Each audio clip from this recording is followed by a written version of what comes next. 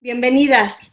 Estamos en una muy importante reunión, un programa especial de Pulso Nativo. Esta colaboración es gracias a la Séptima Generación para los Pueblos Indígenas, la organización Miles de Fuentes y la organización Voces Entrelazadas.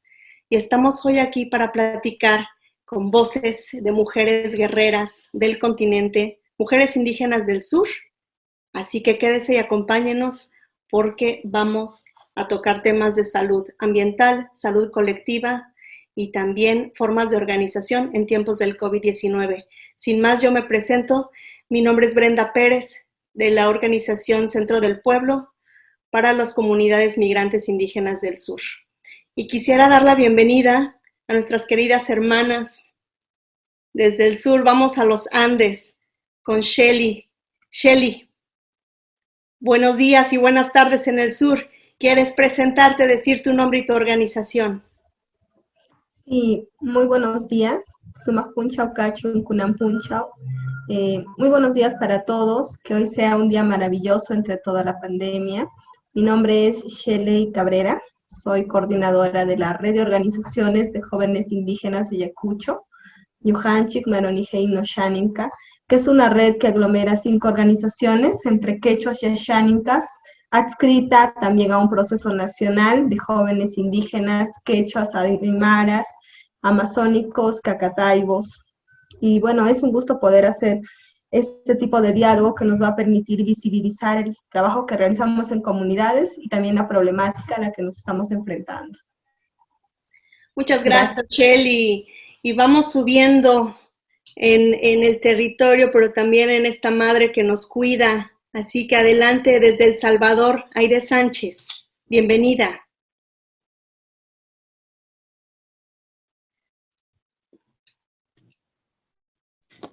Muy buenos días. Espero que todos se encuentren en excelentes condiciones de salud. Mi nombre es Aide Sánchez. Soy la directora del Centro Cultural Techantit.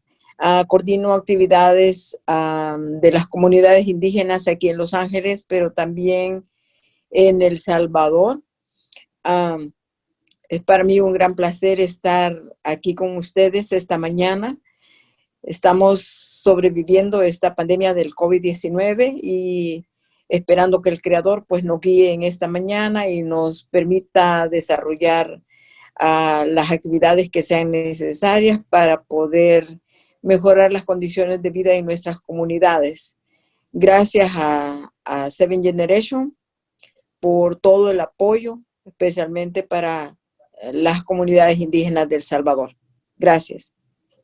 Gracias, Aide. Y en este pulso nativo, completando esta gran mesa redonda, esta gran reunión, Berta Cumes, desde Tierras Mayas en Guatemala. Bienvenida, Berta.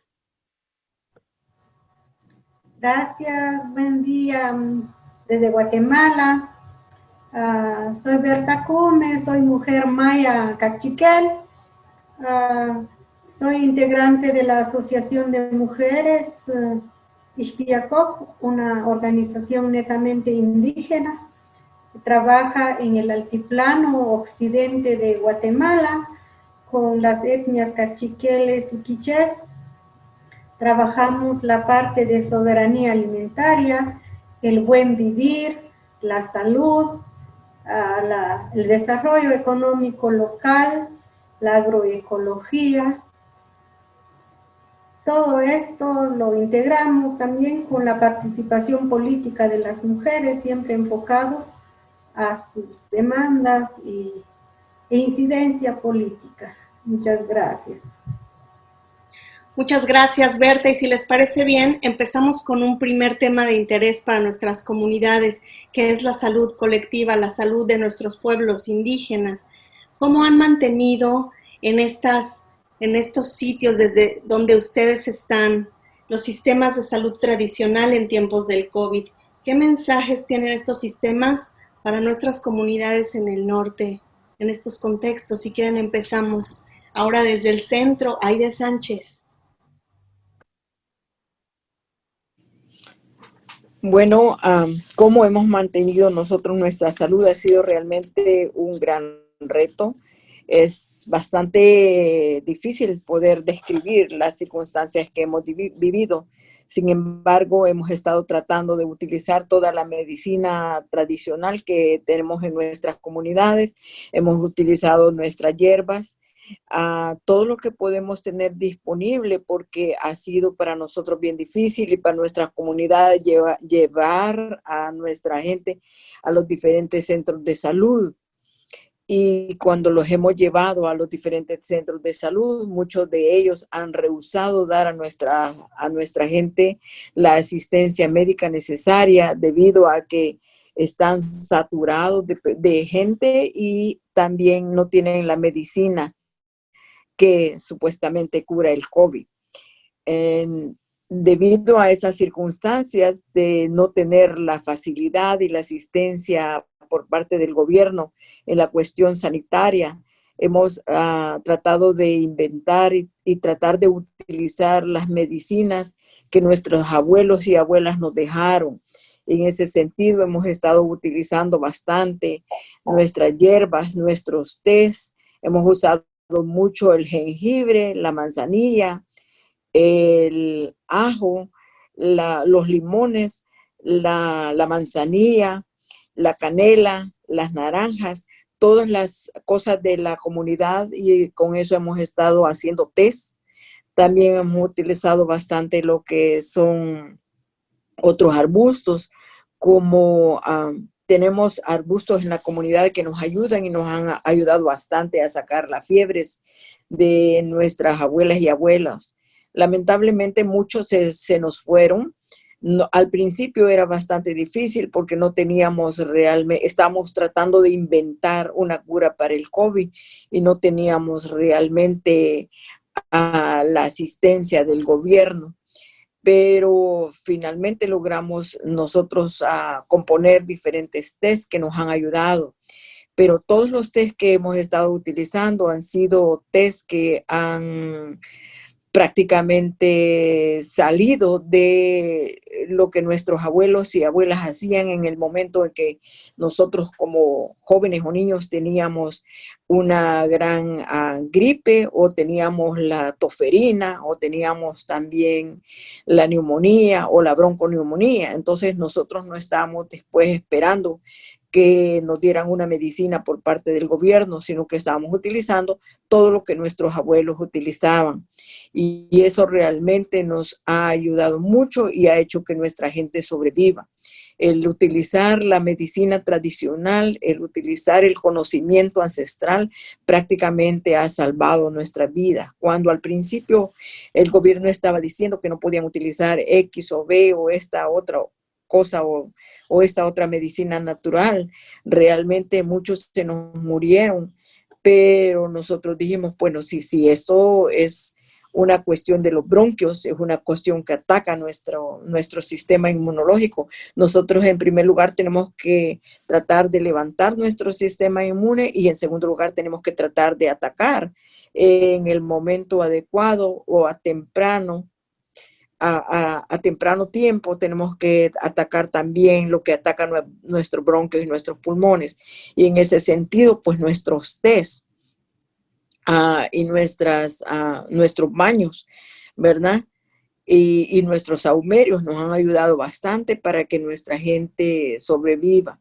Cuando ya empezamos a utilizar todo ese tipo de medicina tradicional que tenemos ahí en nuestras mentes, entonces nosotros empezamos a tener más gente sobreviviendo en nuestras comunidades y más gente curándose del COVID.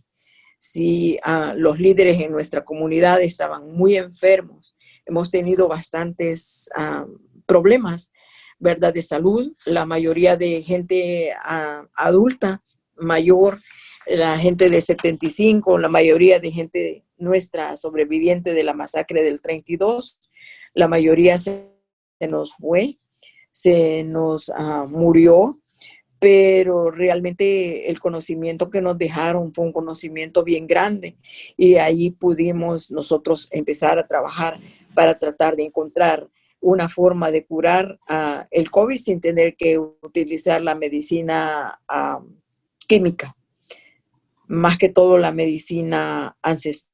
ancestral. Y eso pues realmente nos ha llenado bastante de orgullo porque hemos podido lograr utilizar uh, la medicina tradicional y de esa forma sobrevivir, porque no tenemos dinero en las comunidades para poder sobrevivir a esta pandemia. Hemos estado tratando de utilizar un poco de dinero de donaciones. He pedido a amigos y amigas que nos donen para medicina. Algunos nos donaron para lo que son alguna medicina química, pero es realmente una mínima cantidad de sustancias químicas que hemos utilizado, porque tampoco queremos contaminar nuestros cuerpos. Y no queremos realmente ser dependientes de la medicina química. Tenemos que seguir luchando con nuestras medicinas ancestrales y con lo que nosotros tenemos. Los sistemas de salud realmente de nuestro país, especialmente en El Salvador, no podían atender nuestras necesidades. Hubo un momento en que tuvimos que llevar a gente, sacarla de las comunidades y llevarla hacia la ciudad, tratando de ver si le podían dar un poco de asistencia, porque ya no podían respirar. Entonces nos dimos cuenta que al llegar a las clínicas, la asistencia de salud fue rechazada porque dijeron que no tenían ni medicina, ni tampoco tenían espacio para ellos. Entonces es por esa razón que nosotros dijimos, no, nosotros tenemos que comenzar en el momento en que empieza un brote de COVID o en el momento en que nosotros sentimos los síntomas del COVID, nosotros tenemos que atacarlos con nuestros limones, con nuestras manzanillas, con nuestro jengibre, con nuestras cosas naturales. Y eso realmente nos ha ayudado muchísimo para que más gente sobreviva. Yo creo que es algo que realmente nos llena de orgullo en este momento. Es cierto que nuestra gente anciana, mucha se fue, pero también mucha de ella que contrajo el COVID después, ha logrado sobrevivir solamente con la medicina natural. Así es que también hemos visto una grave necesidad, pues, de tener realmente más recursos en la comunidad. Teníamos gente que sobrevivió el COVID, que empezó a correr en las comunidades, en nuestros caseríos y cantones, a tratar de llevar el jengibre, la canela y cosas naturales, los limones. Ahí estamos viendo, tenemos imágenes del hermano Pedro, sobrevivió el COVID. Después de 3 semanas se logró parar. El día que se logró parar, empezó a caminar a las comunidades llevando cosas que en las comunidades no había. En algunas comunidades pues no teníamos algunas cosas y estábamos viendo qué es lo que no había en la comunidad para poder llevar de otra comunidad o poder comprar en el mercado que también estaba cerrado.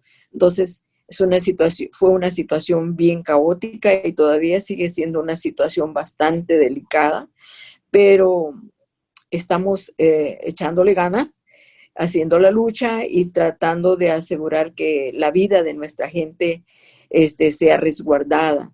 No sé cómo otras comunidades han hecho, pero realmente nosotros, como decimos, hemos inventado la rueda de nuevo y tal vez no la hemos inventado, sino que los conocimientos de nuestras abuelas y abuelos nos han realmente servido de mucho, ¿verdad? Nos han servido de bastante. Y hemos visto nosotros como aún con nuestros escasos recursos, con una cantidad mínima de recursos, hemos logrado recuperar la salud. Si es que yo quisiera conocer cómo otros hermanos y hermanas han trabajado en estas circunstancias críticas, ¿verdad? Por la pandemia en otras comunidades. Me gustaría, pero sí estamos orgullosos del trabajo que hemos hecho. Gracias a la 7ª generación por el apoyo que hemos recibido. Eso nos ha ayudado bastante para poder llevar un poquitito de medicina cuando ha sido necesario o comprar las cosas que son necesarias en nuestra comunidad. Pero a diferencia de muchos hermanos indígenas que nos han muerto aquí en Los Ángeles, nosotros en El Salvador hemos logrado sobrevivir. Aquí en Los Ángeles la historia es completamente diferente. El hacinamiento en los lugares, el hecho de que viven 10 personas, 12 personas en un apartamento, ha hecho que las 10 o 12 personas se enfermen del COVID porque no hay dónde salir a un patio o debajo de un árbol o al aire libre. Entonces, eso ha causado realmente una situación bastante delicada y hemos tenido mucha gente de las comunidades indígenas especialmente muerta aquí en Los Ángeles por el COVID-19. Muchos han ido al hospital y del hospital pues ya no salieron vivos, han salido muertos, pero estamos ahorita en una campaña tratando de ver de que se utilice la medicina tradicional, ya que la hemos probado en nuestras comunidades y eso nos ha dado resultado. Entonces, la medicina tradicional en contra de la medicina química realmente ha ganado. La medicina tradicional, desde el momento en que nos empezamos a enfermar, tenemos que empezar a utilizarla y eso pues nos corta muchas veces el virus. Entonces, claro, alcalinizar el cuerpo nos ha ayudado a mantenernos a flote. Y la alcalinización del cuerpo es algo que nosotros estamos promoviendo en las comunidades, el poder mantener nuestro cuerpo con una agüita de limón, agüitas de naranja, jengibres, tecitos calientes. Y eso realmente yo creo que si nuestros hermanos indígenas que están aquí en Los Ángeles o que se nos han muerto en Los Ángeles hubieran estado en nuestras comunidades, quizás hubieran sobrevivido mucho más, pero hemos tenido demasiada gente aquí muerta por el COVID-19. El hacinamiento no nos ha ayudado y también el hecho de que aquí la campaña era de que no utilicemos nada, que se tiene que ir solo, y realmente eso fue un desastre. Eso no nos ha aportado nada positivo.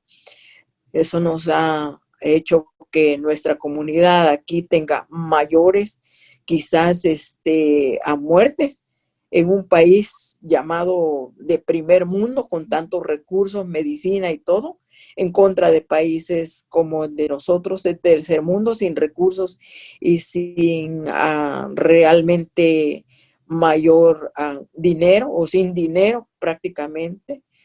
Y la otra cosa que nos ayuda muchísimo y es bien importante, tenemos que mencionarlo, es el hecho de que en nuestras comunidades el que tenía canela le pasaba la canela al otro, el que tenía jengibre intercambiaba el jengibre, el que tenía zacate limón, el que tenía romero también utilizaba el romero y lo mandaba para la otra comunidad y así lo hemos estado utilizando. O sea que nosotros no necesariamente tenemos que tener en nuestras comunidades indígenas todo a la mano, tenemos que compartir con los demás. El hecho de compartir como verdaderos indígenas, compartir lo poquito que tenemos, eso realmente nos ayuda a sobrevivir. Excelentes puntos, Aide. Esta conversación nos da para 3 programas más, pero queremos dar una mirada a otras comunidades para intercambiar. Me encanta este sistema de participación en el que la medicina es para todos, lo que la madre provee. Entonces vamos, si quieres, acercarnos a los Andes con Shelly y regresamos a este punto. Ya nos adelantaste incluso estrategias de organización con estas campañas. Entonces vamos a volver al corazón del centro en El Salvador y Los Ángeles.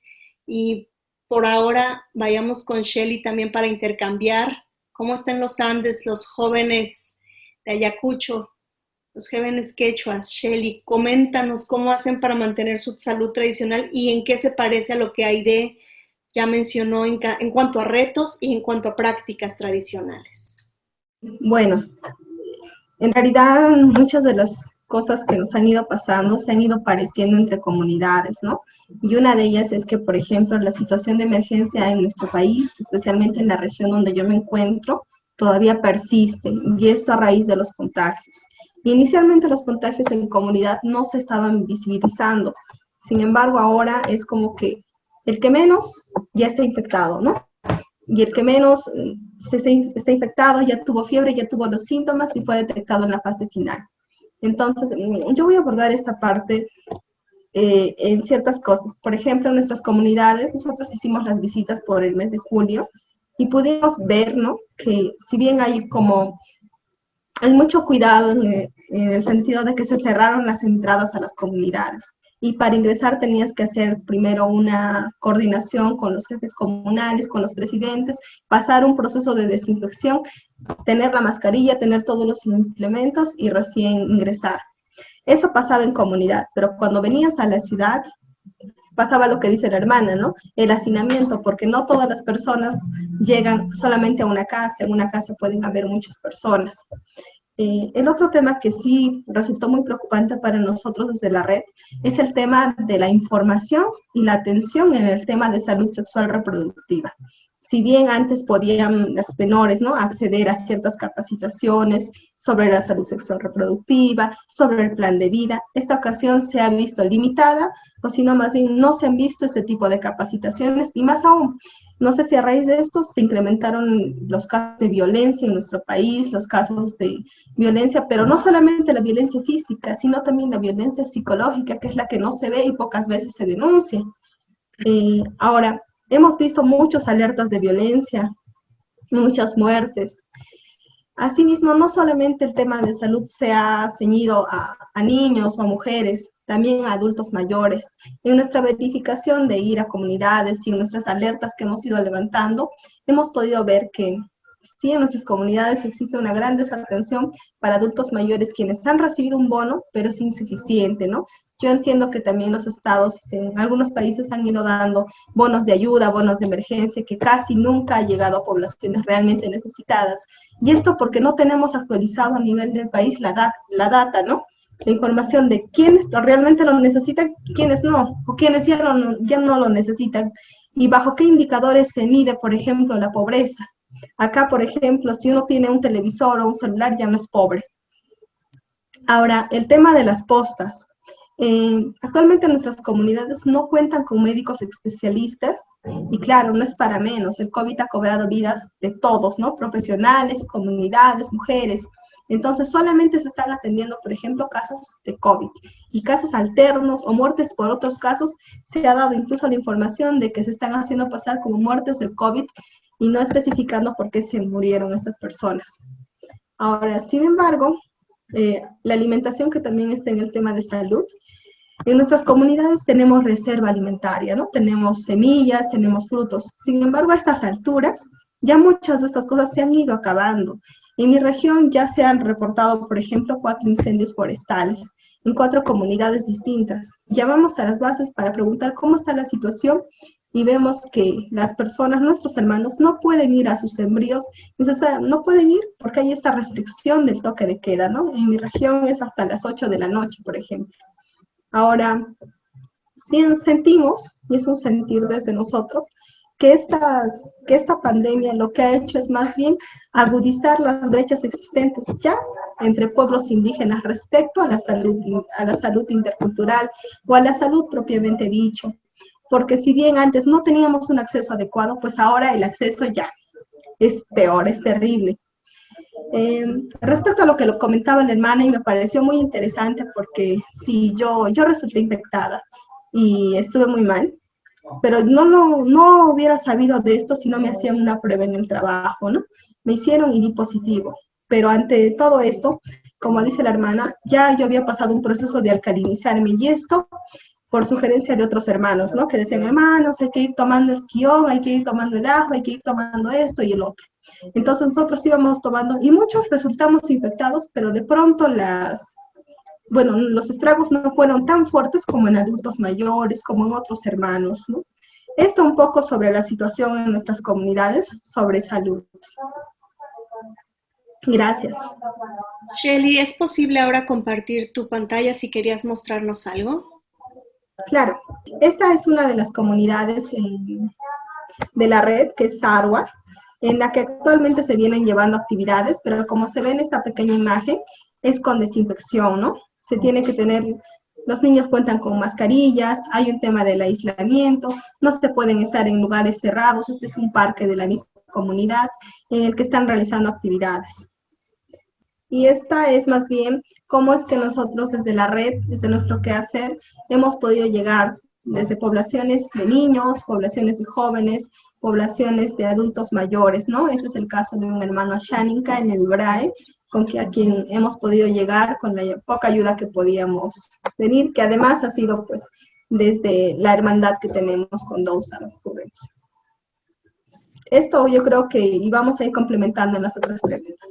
Claro que sí, para hablar, tocaste ya un tema esencial en estos tiempos que es la alimentación y el papel de la alimentación, no solo en la prevención, también en el cuidado y en nuestra vida, nuestra soberanía. Entonces, Shelly, te preguntaría, ¿cómo ha impactado el COVID-19 al territorio? Y cuando mencionas el BRAEM, mencionas una región que ha sido bastante golpeada por el gobierno y también nuestros hermanos han sido bastante castigados por prácticas tradicionales como el cultivo de la hoja de coca. ¿Tú me puedes comentar cómo el COVID-19 ha impactado el territorio, la organización de nuestros pueblos en el territorio? Claro, bueno, sí me podrían autorizar para compartir la pantalla, pero voy hablando. Si bien la red que conformamos está también incluida los hermanos Ashaninkas, efectivamente, ellos se han visto limitados y han tenido que cerrar sus tranqueras, no mantener el ingreso. Cabe precisar que las comunidades quechuas todavía tenemos más recursos que sembrar, ¿no? Podemos ir sembrando productos alternativos, pero en la selva y por la afectación del narcotráfico y otros problemas que son de coyuntura en toda la zona, en toda la región, generalmente se hace la siembra de la hoja de coca, la siembra de yuca, de cosas alternativas, pero no son lo suficiente para la subsistencia y la alimentación.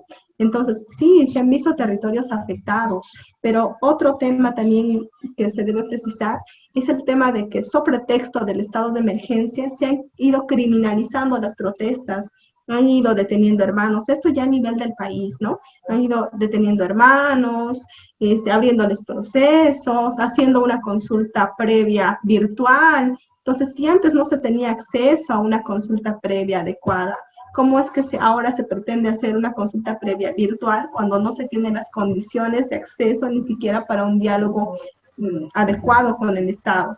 Entonces, muchos hermanos indígenas ya no nos acompañan, ya fenecieron. Entonces, esta es la región del BRAE, que es parte también de la red.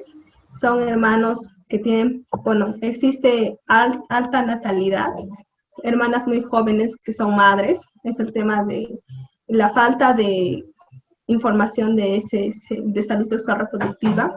Sin embargo, esta foto es muy emotiva para nosotros porque nos da a entender de que sobre todas las situaciones, sobre el estado de emergencia, siempre hay una sonrisa y siempre se está en pie de lucha, ¿no? Y siempre se va a defender nuestros territorios, siempre vamos a seguir trabajando, pero sin duda esta situación nos ha frenado, ha ido limitando nuestro trabajo.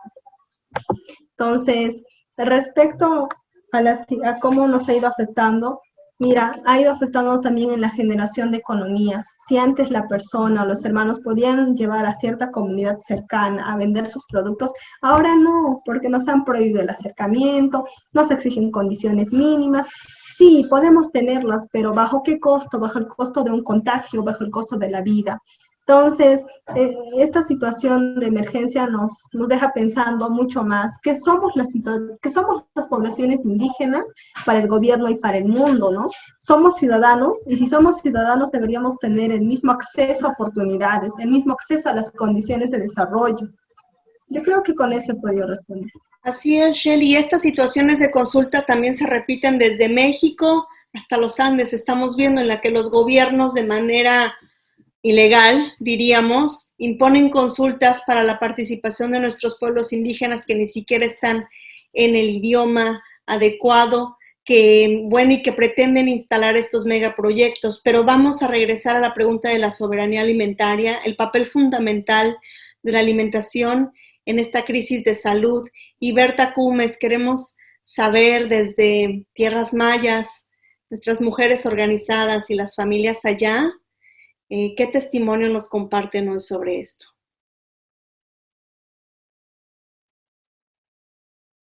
Y sabemos que el internet está intermitente, pero podemos, mientras Berta vuelve,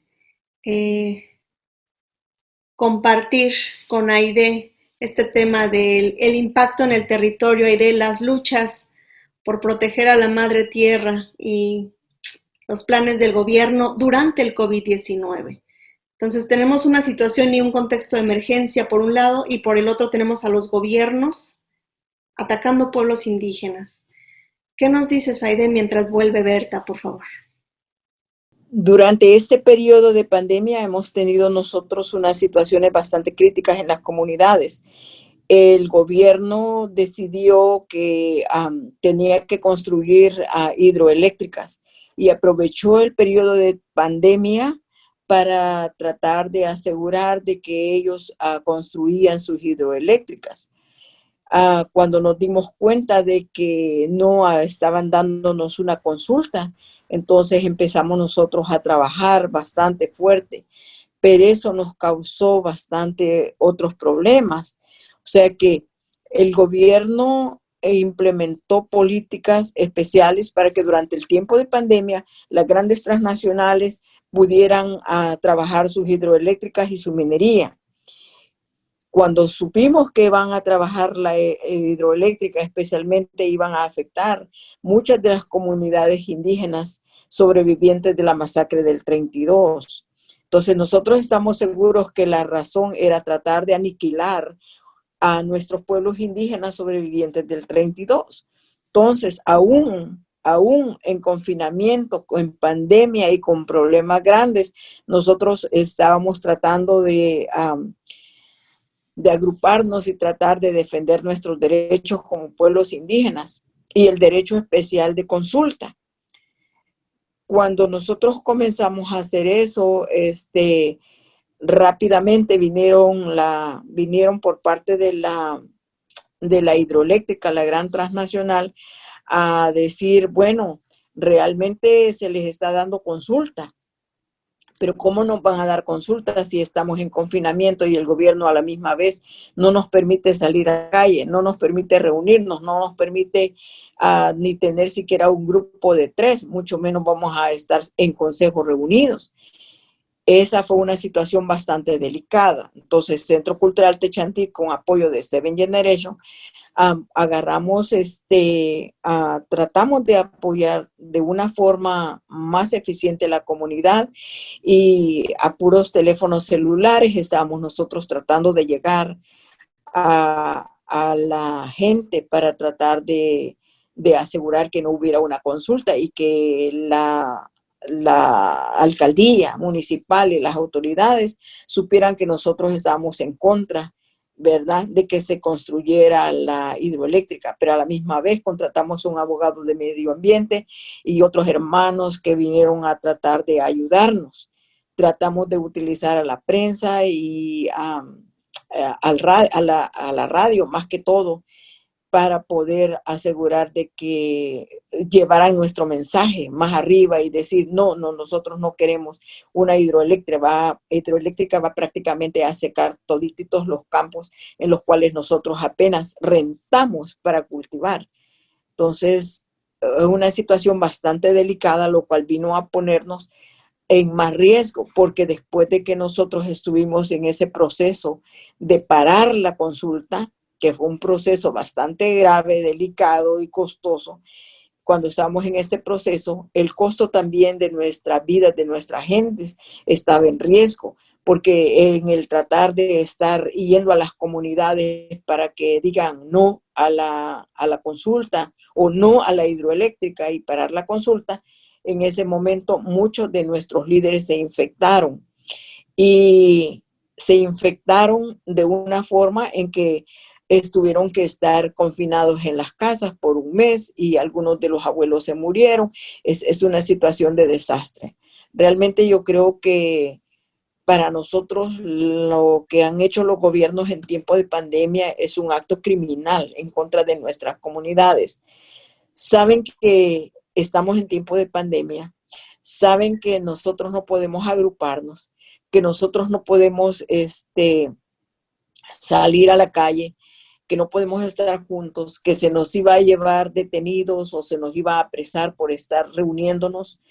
Y sin embargo están poniéndonos encima, ¿verdad? La construcción de una hidroeléctrica, y teníamos nosotros que trabajar en esa consulta y gritar ahí como podíamos de que no tenían derecho ellos a construir si no tenían una consulta libre, previa e informada. Eso, el riesgo real para nuestras comunidades era bastante grave y todavía es bastante grave, porque hasta ahorita todavía el ministerio está llevando gente allá porque hemos estado pidiendo que se haga un estudio de medio ambiente y cómo van a ser afectadas nuestras comunidades. Hace como 2 semanas el ministerio todavía llegó con unos especialistas supuestamente a hacer estudio de medio ambiente para asegurar que sí se puede construir la hidroeléctrica. Nosotros todavía estamos en un proceso en el cual ni siquiera podemos salir a la calle, ni siquiera podemos realmente agruparnos. Sin embargo, por diversas veredas como callecitas chiquitas ha podido llegar la gente del consejo a la casa del hermano Pedro en Nahuizalco para tratar de reunirse como consejo. Eso ha sido bastante crítico, pero hemos tenido que hacerlo de esa manera porque algunos de los abuelos todavía pues no tienen esa tecnología y es bien difícil. Tenemos que hablar al teléfono del sobrino, del primo o de la nieta para poder comunicarnos con los abuelos. Entonces es una situación bastante caótica, pero realmente lo que estaba tratando el gobierno de hacer es quitar prácticamente nuestros recursos. Sabemos que en el momento que nos quitan el agua, en ese momento nuestras tierras se van a volver más áridas y a la misma vez eso nos va a crear un problema grave con relación a la siembra. La siembra realmente es algo de lo cual nosotros sobrevivimos: el maíz, el frijol, el ayote, la semilla del ayote, el ayahuasca, pero sin agua nosotros no podemos sobrevivir. Entonces, pienso que hay detrás de esto no solamente el hecho de favorecer a una gran transnacional, pero también el hecho de aniquilamiento de los pueblos indígenas. Y eso realmente nosotros tenemos que pensar en que si se nos está tratando de aniquilar, nosotros tenemos que encontrar la forma de sobrevivencia y sobrevivir y tratar de trabajar de una forma más unificada, apoyándonos unos a los otros. Hay una situación bastante delicada en nuestras comunidades y es el hecho que durante la pandemia nosotros no tenemos, como nuestros hermanos en el altiplano, el lujo de guardar alimentos. Rentamos pedazos o parcelas de tierra. La tierra que nos fue robada por los millonarios salvadoreños, esa es la tierra que ahorita nos rentan y nos rentan pedacitos. Entonces logramos sembrar el maíz, el frijol, para poder sobrevivir durante el año. No, generalmente no tenemos un montón de granos guardados. Si en este periodo de pandemia nuestros abuelos se han tenido que reinventar juntamente con los jóvenes y han tenido que ir a sembrar el frijol, el maíz, a las 3 de la madrugada, a las 4 de la madrugada, cuando no podían ser arrestados, para que a las 6 de la mañana ellos estuvieran de vuelta en su casa, ya habían sembrado su parcelita. Ese ha sido uno de los retos bastante grandes, el estar encerrado y el tratar de sembrar y tratar de cosechar en un periodo donde no se puede salir de la casa para ir a cosechar la parcela. Sin embargo, se ha logrado una siembra y ahorita pues ya los frijoles y el maíz han crecido un poco.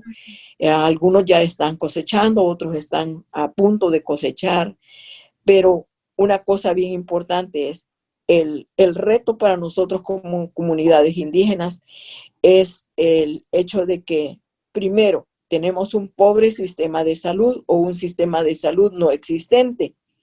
Además de eso, tenemos el hecho de que no tenemos los recursos, no tenemos dinero suficiente para poder realmente movilizarnos y hacer muchas cosas. No tenemos la comida guardada, no tenemos también lo que se llama la tierra para sembrarla. Hemos tenido que reinventarnos en este momento, tratar de ver de dónde podemos inventar. Y en este momentito todo el mundo tiene que tener en varas de bambú. Les voy a hacer llegar el video. En varas de bambú hemos tenido que abrirlas y ahí hacer nuestros huertos en el patio de las casas para sembrar nuestro cilantro, nuestros ajos, nuestras cosas que necesitamos y para sembrar un poco de comida. Realmente es bien difícil describir lo que sucede en nuestras comunidades sin recursos, pero sin embargo, sabemos que es un reto y sabemos que tenemos que salir adelante con los pocos o no recursos que tenemos. Para otras comunidades, como dije, tienen la suerte de tener la tierra.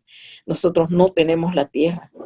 Nosotros no tenemos el dinero y no tenemos el agua, no tenemos los recursos. Es una situación bastante caótica, bastante difícil. Sin embargo, hemos logrado sobrevivir y esperamos tener una cosecha. En la cosecha, una de las cosas bien importantes es que hemos dado dinero a algunos de nuestros abuelos y abuelas para que cosechen. De la cosecha, del 100% de la cosecha, vamos a visualizar un 70% de la cosecha es del que sembró la cosecha. Un 30% de esa cosecha es para nuestros abuelos y abuelas que no pueden ya realmente cosechar porque por su avanzada edad no pueden estar labrando la tierra y trabajándola. Entonces, un 30% de esa producción va a ir a un banco especial, el cual va a servir para nuestros abuelos y abuelas. Y esperamos que hoy en noviembre vamos a empezar a construir nuestro espacio como una especie de comedor comunitario para que las abuelas y abuelos que no tienen cómo se les pueda llevar su alimento o puedan ellos venir a tomar sus alimentos. Excelente práctica, y eso es parte de las estrategias que estábamos ya visualizando en esta agenda. Y quiero decirle a todas las personas que nos están viendo que este programa es un reto en sí. Hablamos del acceso a la tecnología y cómo a veces es limitado. Y tenemos el testimonio de Berta que quisiéramos escuchar e incluir. Por favor, Berta, dinos, ya que tenemos la oportunidad de tenerte aquí, hablemos de... Gracias. Cuéntanos. Disculpe porque la conexión se va y se viene, pero gracias por la oportunidad. Bueno, primero es que, ¿cómo es que aquí en Guatemala mantenemos la salud en las comunidades? Bueno, aquí seguimos haciendo las consejerías de parte de las comadronas ancestrales, las consejerías nutricionales le llamamos porque es referente a la desnutrición de las mujeres, de las niñas, de los niños, de las embarazadas, de las lactantes. Bueno, hay cierto temor y ese es nuestro reto, porque cuando bien empezó la pandemia, hubo cierto silencio, temor, se sentía como que alguien estuviera en la comunidad y que no se podía salir. Hubo un gran temor y un miedo a no poder salir en las casas, pero sin embargo las comadronas ancestrales que siempre han tenido ese rol dentro de la comunidad siguieron yendo de casa en casa para atender a sus pacientes, y eso es lo que nos fortaleció como pueblo maya, porque la confianza que tenemos que alguien viene a casa para animarnos y para alentarnos y trayendo medicinas, pero sin embargo también corrían el riesgo ellas de contagiar. Tu micrófono, Berta. El trabajo que están haciendo. Entonces, también las promotoras comunitarias están desempeñando un trabajo muy fuerte porque a pesar de todo, ellas cambiaron la modalidad de trabajar. Antes lo hacían colectivamente, ahora lo hacen lo hacen en las casas, pesando a los niños, pesando a las mujeres, relacionado a la desnutrición y se abocaban con una de ellas quienes podían manejar el teléfono, en las redes, enviaban sus datos para ver cuánto es lo que arrojaba, cuánto tallaban, cuánto pesaban, y también les daban orientación sobre cómo y qué debemos comer en tiempos de encierro, y hay mucha integración dentro de la comunidad porque también se relaciona la agroecología, la soberanía alimentaria, que es la producción de la comunidad, que eso mismo es lo que está ayudando a que haya una alimentación aún ahora. Ahora es más urgente de cosechar y producir para las familias, y esa es la reflexión que estamos haciendo ahora. También la solidaridad que permanece entre el pueblo maya es que si no tengo maíz, pues usted me va a dar un huicoy o me puede dar papas para que yo intercambio mi maíz con usted. Entonces hay mucha solidaridad y también solidaridad psicológica. Hay gente, vecinas que llegan con uno, ¿qué podemos hacer ante esta situación? Se ponen a reflexionar, a llorar, porque es una situación que jamás se había sentido y vivido dentro de la comunidad. Hay una gran solidaridad psicológica, colectiva también, y es así como se ha mantenido el pueblo maya en Guatemala. También la cosmovisión maya, nuestra cosmovisión maya también nos ha ayudado bastante, que tenemos que ser solidarios, tenemos que ser complementario entre nosotros mismos. No es hora de dividirnos entre mujeres y hombres, porque la cosmovisión complementar nuestra lucha, nuestras reflexiones, nuestro sentir, nuestra manera de vivir, eso es. Entonces, eso es lo que está haciendo el pueblo maya en Guatemala. Pero hay grandes desafíos también, porque no se puede trasladar de una comunidad a otra, porque las autoridades nos limitan hasta el extremo de tener un costo de entrar, un precio de entrar en otra comunidad, o nos quitan el servicio de agua entubada para no arriesgarse a entrar en otra comunidad, y eso ha hecho a que se limite muchas cosas dentro de la comunidad, los servicios, la producción, ya no se pudo vender la producción, muchas familias perdieron su producción porque estábamos en hora de producción también, y la recolección de semillas que estaba en ese entonces en abril, entonces no se pudo vender, mucha pérdida, muchas personas perdieron su empleo. Bueno, hay mucha situación. Ahora en Guatemala el reto es que subió el índice de desnutrición de los niños menores de 5 años en desnutrición aguda, los niños menores de 5 años en desnutrición crónica.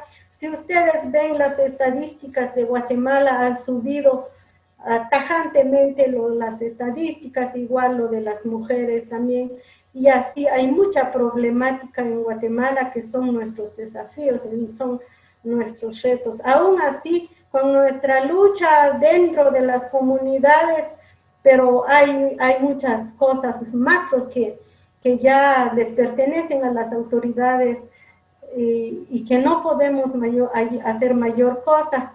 Ahora que estamos encerrados todos, hasta ahora está aperturando el país, las autoridades están aprovechando para impulsar leyes en contra de nuestras semillas nativas, para patentizar y comercializar nuestras semillas porque no podemos salir a protestar para decir que no estamos de acuerdo, que no hubo una consulta a los pueblos mayas.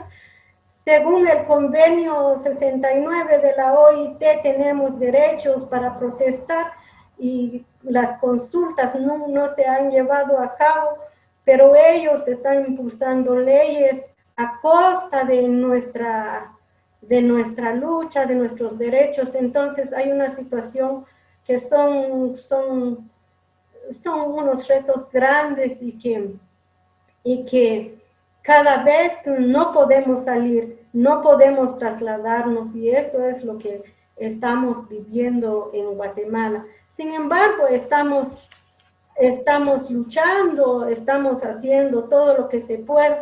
En cuestión precisamente del COVID, hay mucha gente maya, mucha gente indígena que se haya infectado dentro de la comunidad, pero lo que hemos hecho son tomar medicinas tradicionales como por ejemplo el té de bugambilia con miel, limón.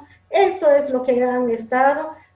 Están haciendo también inhalaciones de eucalipto.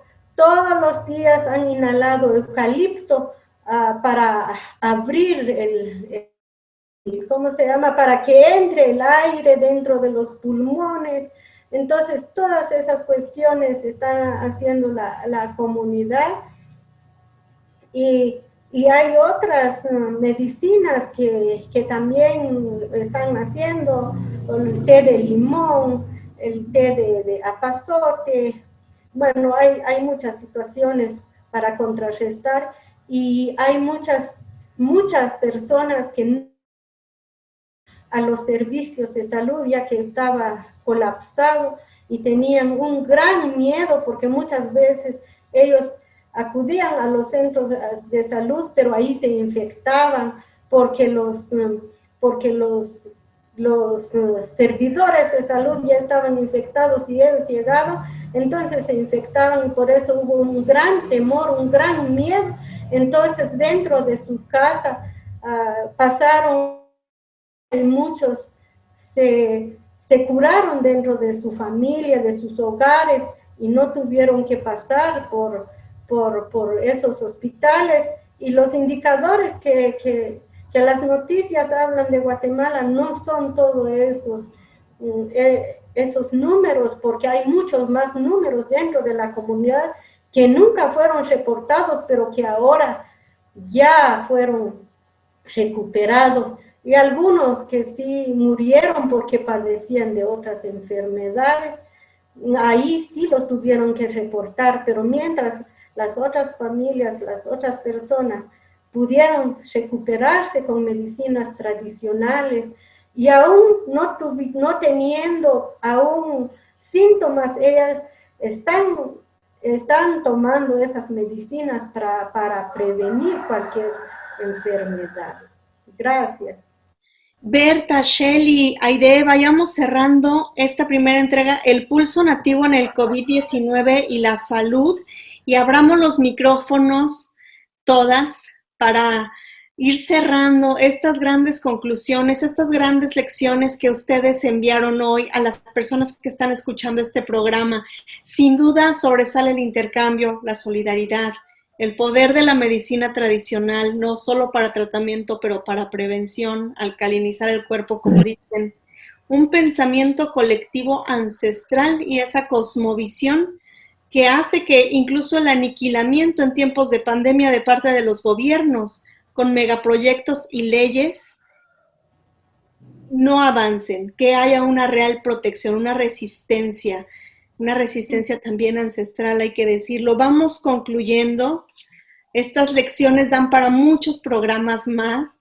Este fue un asomarse al tema de la salud, al tema de cómo se agilizaron todos estos procesos de CID. Tuvimos que reinventarnos, que recrear, inventar, usar la creatividad, el bambú, recuperar las recetas de las abuelas. Todas tenían estas nuevas estrategias que había antes, y se reinventaron y se agilizaron.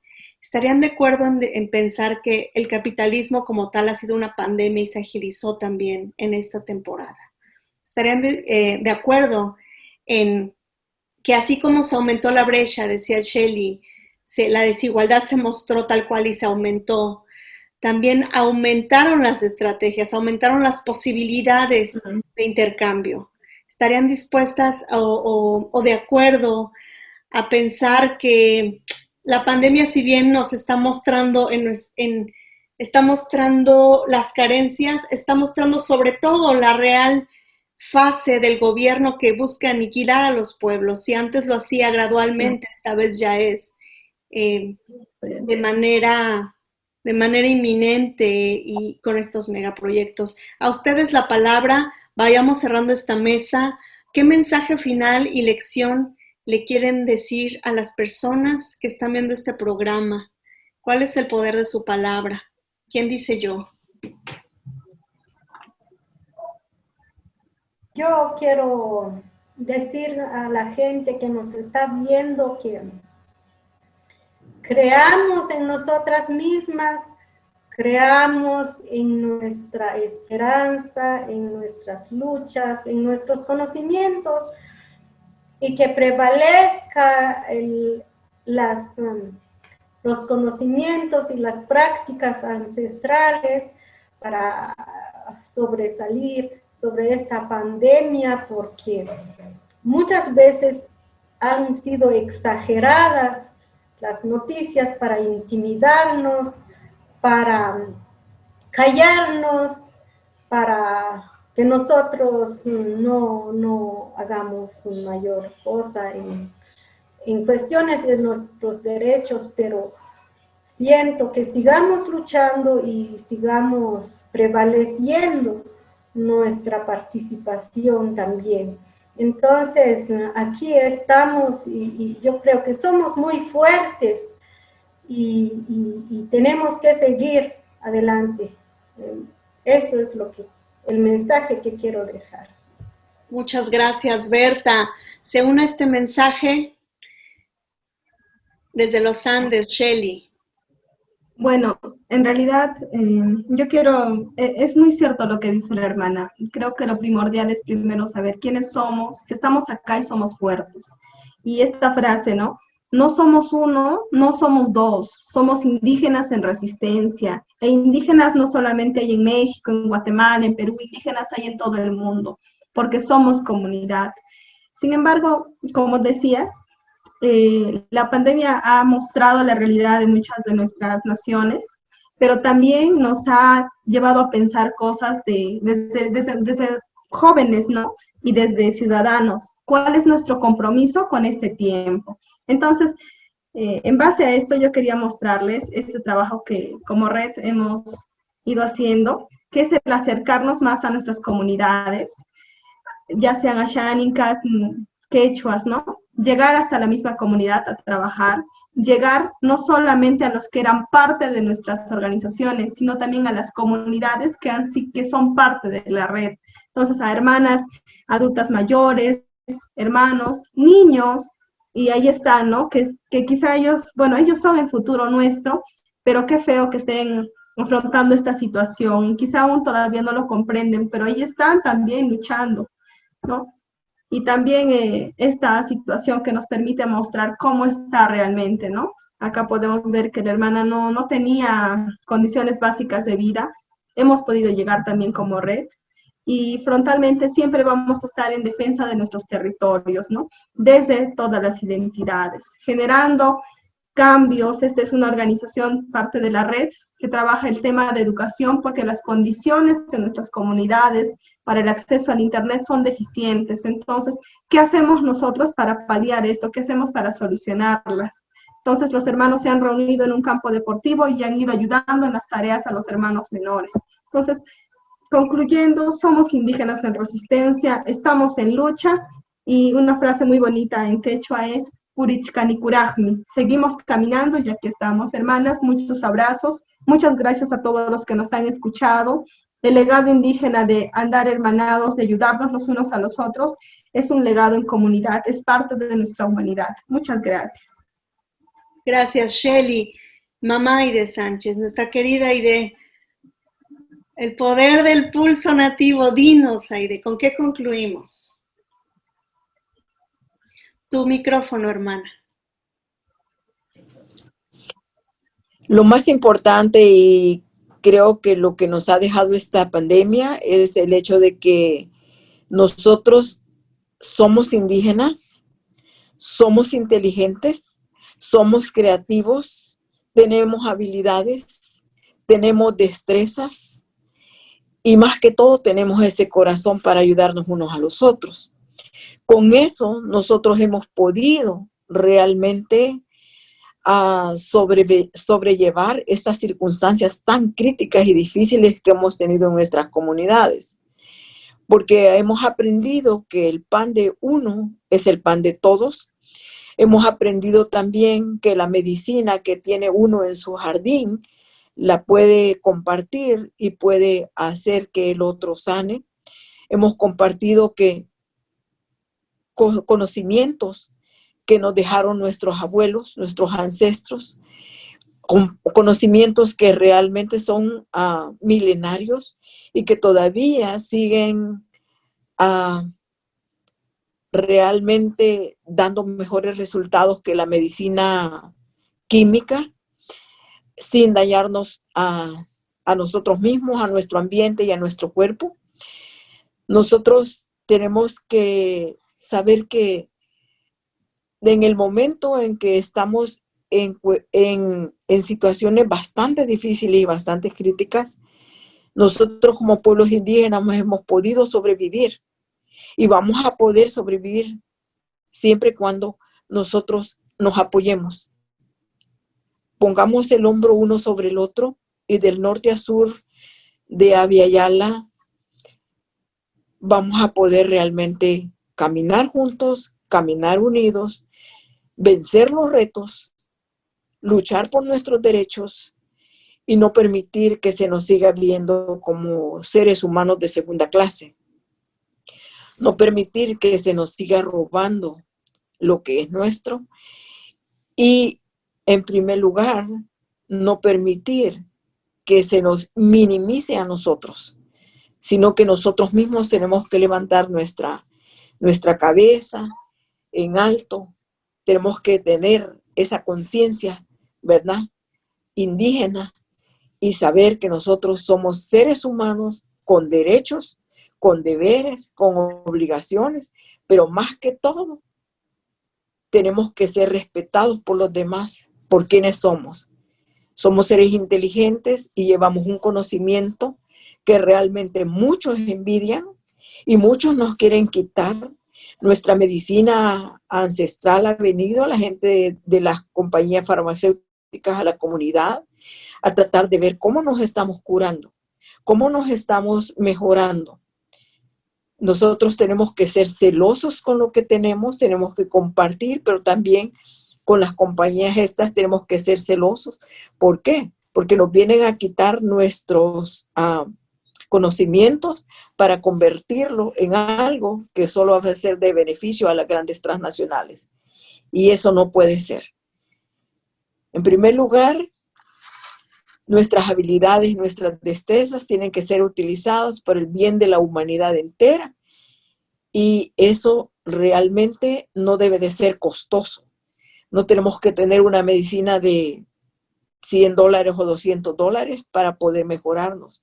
Tenemos que tener ese corazón y alma indígena para poder seguir adelante y sacar a nuestras comunidades de la pobreza en que se encuentran, del hacenimiento en que se encuentran, pero también tenemos que sacarlas de ese no se puede. Tenemos que decir sí se puede y sí podemos, porque nosotros podemos hacerlo. Nosotros en este momento hemos aprendido que sí podemos y lo vamos a poder seguir haciendo sin ayuda de los gobiernos y sin el apoyo de ellos, ya que realmente no hemos visto ese apoyo. ¿Okay? Bueno, ese mensaje es para todos. Somos seres con habilidades y utilicémoslas. Y no olvidemos de dónde venimos y quiénes somos, para que podamos seguir haciendo lo mejor para el mundo. Gracias a todos. Gracias, Mamá Aide, gracias a todas hermanas.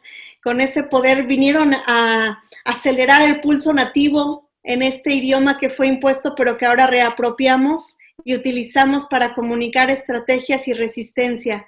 Gracias, Berta Cumes, Shelly, Aide. Gracias a las personas que siguieron durante un poquito más de una hora este programa. Les recordamos que la resistencia va del sur al norte y estamos unidos en un pensamiento colectivo ancestral. Así que adelante, estamos juntas en esto. Un abrazo, hermanas, y hasta la próxima. Un abrazo a todas.